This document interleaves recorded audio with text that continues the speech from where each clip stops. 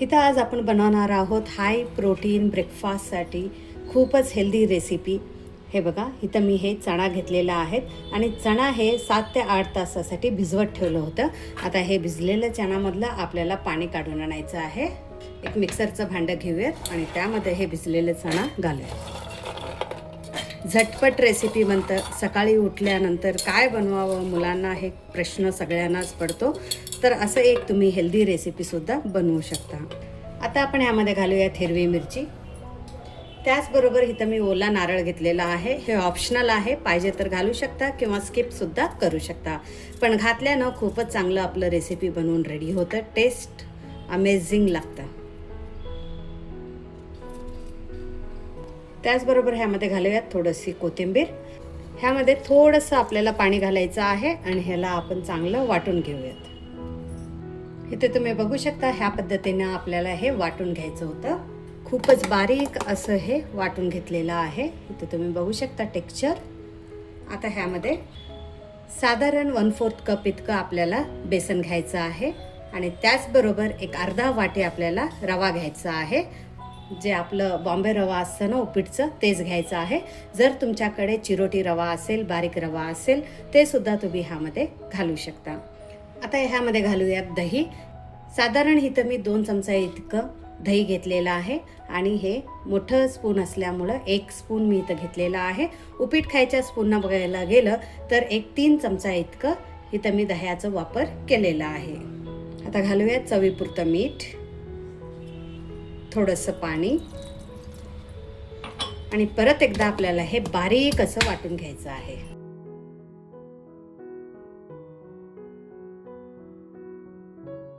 आता वाटून घेतलेल्या ह्या मिश्रणमध्ये आपल्याला घालायचं आहे 1/2 चमचा इतकं आपलं खाण्याचं सोडा। कारण हे ऑप्शनल आहे। जर तुमच्याकडे टाईम असेल तर 1 तासासाठी भिजवत ठेवा।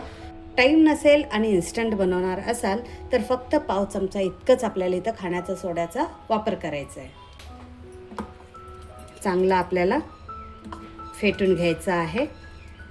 खूपच हेल्दी आणि पौष्टिक असं म्हटलं तरी चालेल। बॅटरची कन्सिस्टन्सी इथं तुम्ही बघू शकता, परफेक्ट आहे। कारण काय होतं, सकाळच्या धावपळीत आपल्याकडे टाईम नसतं, पण मुलांना काहीतरी हेल्दी असं ब्रेकफास्टसाठी किंवा लंचसाठी आपल्याला पॅक करावं लागतं। तेव्हा काय होतं की काय करावं हेच प्रश्न सगळ्यांना पडतं। तर अशा पद्धतीनं सुद्धा आपण मुलांच्या बॉक्ससाठी किंवा कोणी वेट लॉस करत असाल तर त्यांच्या ब्रेकफास्टसाठी सुद्धा तुम्ही असं एक हेल्दी हाय प्रोटीन रेसिपी बनवू शकता। बघा, हे चांगलं आता मिक्स झालेलं आहे आणि आपण ह्याला घेऊयात आता बनवायला। इथे तवा गरम करायला ठेवलं होतं, ह्यामध्ये थोडंसं तेल घालूयात आणि नंतर ह्याला पुसून घेऊयात। जर तुमचा नॉनस्टिकचा तवा असेल किंवा डोसा चांगलं येत असेल तर त्याला तेल लावायची गरज नाही। इथे मी लोखंडी तवा यूज करते म्हणून थोडंसं तेलानं ह्याला ग्रेस करते, असं पुसून घेते।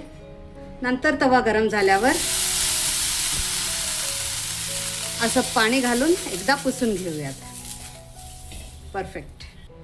बघा, इथं आता आपण एकदा चांगलं मिक्स करून घेऊयात हे पीठ आणि एक साऊट घेऊन तुम्हाला जितकं पातळ पाहिजे तितकं पातळ हे बनवून रेडी होतं। पेपर डोसासारखं सुद्धा बनवून रेडी होतं। हे बघा, काहीच टेन्शन झालं नाही आहे। खूपच अगदी हलक्या हातानं आपल्याला इथं हे स्प्रेड करता आलं। आता घालूयात ह्यावरती तेल, तूप, बटर, लोणी, तुम्हाला जे आवडेल ते घाला। डाएट करणारे सगळं स्किप करा। फ्लेम आता आपल्याला हाय टू मीडियम फ्लेमवरती ठेवायचं आहे। जर तुम्हाला हे डोसा क्रिस्पी हवं असेल तर, किंवा तुम्हाला हे डोसा सॉफ्टच पाहिजे तर हाय फ्लेमवरती आपल्याला हे डोसा चांगलं भाजून घ्यायचं आहे। आता घालूयात थोडंसं तूप।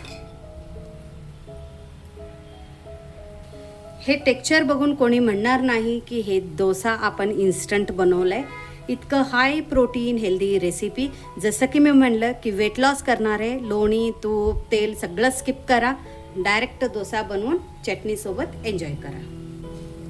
अजून कोणी प्रतिभाज रेसिपी मराठीला सबस्क्राईब केला नसाल तर प्रतिभाज रेसिपी मराठीला सबस्क्राईब करायला विसरू नका।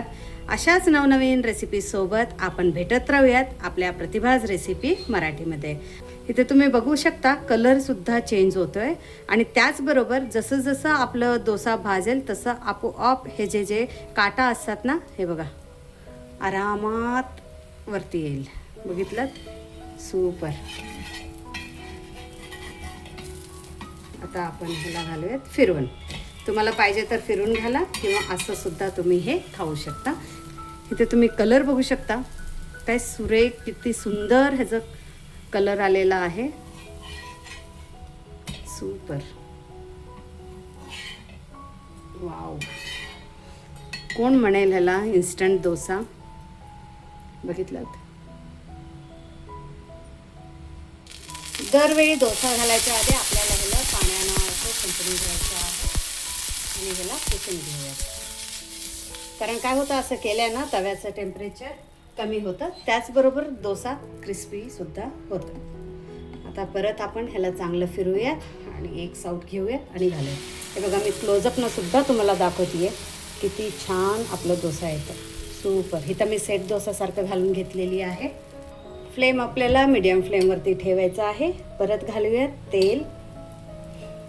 आता ह्याच्यावरती झाकूयात, कारण इथं मी सेट डोसा बनवून घेते. वाव. ह्याला फिरवायची गरज नाही, अशाच पद्धतीनं आपण हे काढूयात. हे बघा बघा, आपले गरमागरम डोसा रेडी झालेला आहे. इथं तुम्ही बघू शकता किती छान आपलं हे डोसा झालेला आहे आणि कलरसुद्धा खूपच सुरेख आलेला आहे. सुपर.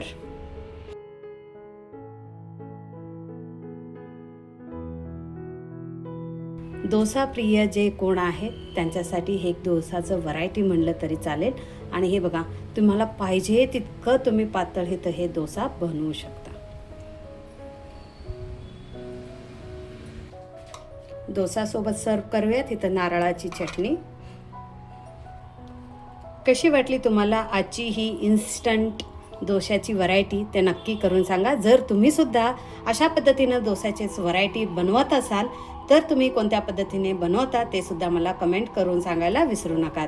आपण असंच भेटत राहूयात आपल्या प्रतिभाज रेसिपी मराठीमध्ये अशाच नवनवीन रेसिपीजसोबत.